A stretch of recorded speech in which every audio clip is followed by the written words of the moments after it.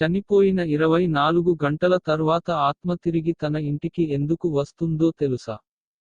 అందుకు గల కారణం ఏంటో ఇప్పుడు మనం ఈ వీడియోలో పూర్తి వివరంగా తెలుసుకుందాం. అంతకన్నా ముందు మా వీడియోకి ఒక లైక్ కొట్టి మా ఛానల్ను సబ్స్క్రైబ్ చేసుకోండి. మనకు భగవద్గీతలో ఏం చెప్పారంటే, జాతస్య హి ధ్రువో మృత్యం ధ్రువం జన్మ మృతస్య చ. ఈ శ్లోకం యొక్క అర్థం ఏమిటంటే పుట్టిన వారికి మరణం తప్పదు, మరణించిన వారికి పుట్టుక తప్పదు. ఇదే భగవద్గీత మనకు చెప్పిన సత్యం. మరణం కేవలం శరీరానికి మాత్రమే, ఆత్మకు కాదు. భూమి మీద జన్మించిన ప్రతి ప్రాణి మరణించకుండా ఉండదు, అనగా ఈ భూమి మీద ఏ జీవి శాశ్వతంగా జీవించి ఉండదని అర్థం. అందుకే ఏదో ఒక రోజు మరణించవలసింది, కానీ మరణించిన తర్వాత ఆత్మ విషయంలో ఏం జరుగుతుందో ఎవరికైనా తెలుసా? మరణించిన తర్వాత ఆత్మకు ఏం జరుగుతుందో మరియు మరణించిన 24 గంటల తర్వాత మరల తన ఇంటికి ఆత్మ ఎందుకు వస్తుందో మరియు ఎన్ని రోజుల వరకు తన ఇంట్లో ఉంటుందో ఈ విషయాలన్నీ మీకు తెలుసా? ఈ విషయాన్ని గురించి గరుడ పురాణంలో వివరంగా చెప్పబడింది. ఈరోజు వీడియోలో ఈ విషయానికి గురించి క్లుప్తంగా వివరిస్తాను. వీడియోని చివరి వరకు స్కిప్ చేయకుండా చూడండి. గరుడ పురాణంలో చెప్పిన విధంగా ఒక వ్యక్తి చనిపోయినప్పుడు అతని యొక్క పాప పుణ్యాల గురించి పరీక్షించబడుతుంది. 24 గంటల్లోపు యమదూతలు మరలా తనని తన ఇంటికి తీసుకొచ్చి వదిలిపెడతారు. ఆ చనిపోయిన వారి ఆత్మను యమదూతలు తీసుకొని వచ్చి తన కుటుంబ సభ్యులు, బంధువుల మధ్యలో వదిలిపెట్టి వెళ్తారు. ఆ ఆత్మ వారి మధ్యనే తిరుగుతూ ఉంటుంది. తరువాత ఆ ఆత్మ తన కుటుంబ సభ్యులను, బంధువులను పిలుస్తూ ఉంటుంది. కానీ అక్కడ ఉన్న కుటుంబ సభ్యులకు కానీ బంధువులకు కానీ ఆ ఆత్మ యొక్క మాటలు ఎవరికీ వినపడవు. ఆ చనిపోయిన ఆత్మ అది చూసి చింతిస్తుంది. మరియు ఆత్మ పెద్ద శబ్దాలతో వారిని పిలుస్తూ ఉంటుంది. అప్పుడు కూడా తన మాటలు అక్కడ ఎవరూ వినిపించుకోరు. చనిపోయిన వారి ఆత్మ తన శరీరంలోనికి వెళ్ళడానికి ప్రయత్నం చేస్తూ ఉంటుంది. ఆ ఆత్మ యమదూతలు యొక్క బంధములో ఉంటుంది, కనుక తన శరీరంలో ప్రవేశించడానికి వీలుకాదు. ఈ విషయాలే కాకుండా గరుడ పురాణంలో అనేక విషయాలు చెప్పబడ్డాయి. ఎవరైనా మరణించిన తర్వాత తన కుటుంబ సభ్యులు ఏడుస్తూ ఉండడం చూసి ఆ చనిపోయిన ఆత్మ బాధపడుతూ ఉంటుంది. మరియు దుఃఖిస్తూ ఉంటుంది, కానీ అక్కడ ఏమి చేయడానికి వీలుండదు. తన జీవితంలో తాను చేసిన క్రియలను జ్ఞాపకం చేసుకొని దుఃఖిస్తూ ఉంటుంది. ఈ అమ్మ దూతలు చనిపోయిన వారి ఆత్మను వారి కుటుంబ సభ్యుల మధ్యలో వదిలిపెట్టి వెళ్ళినప్పుడు ఆత్మ తిరిగి వెళ్ళడానికి యమలోకం మార్గం గుర్తుపట్టదు.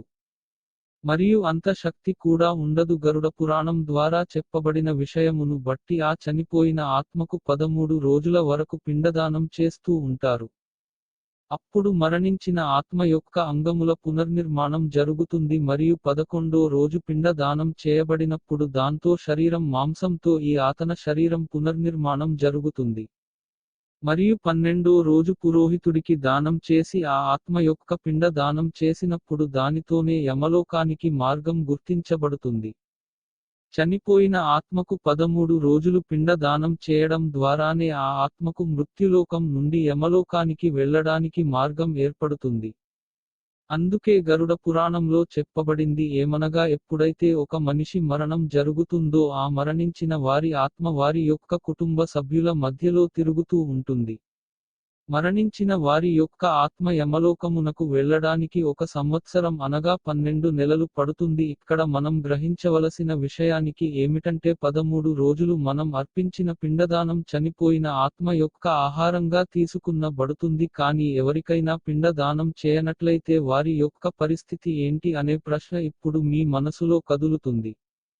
ఈ విషయాన్ని కూడా గరుడ పురాణంలో వివరంగా తెలుపబడింది. అది ఏమిటంటే, ఎవరికైతే పిల్లదానం చేయబడదు వారిని బలవంతంగా యమదూతలు గుంజుకుంటూ యమలోకం తీసుకెళ్తారు. అందువలన చనిపోయిన వారి ఆత్మ చాలా కష్టం అనుభవించాల్సి వస్తుంది. అందుకే హిందూ ధర్మంలో 13 రోజుల వరకు పిండ దానం చేయాల్సిన అవసరం తప్పనిసరి ఉన్నది.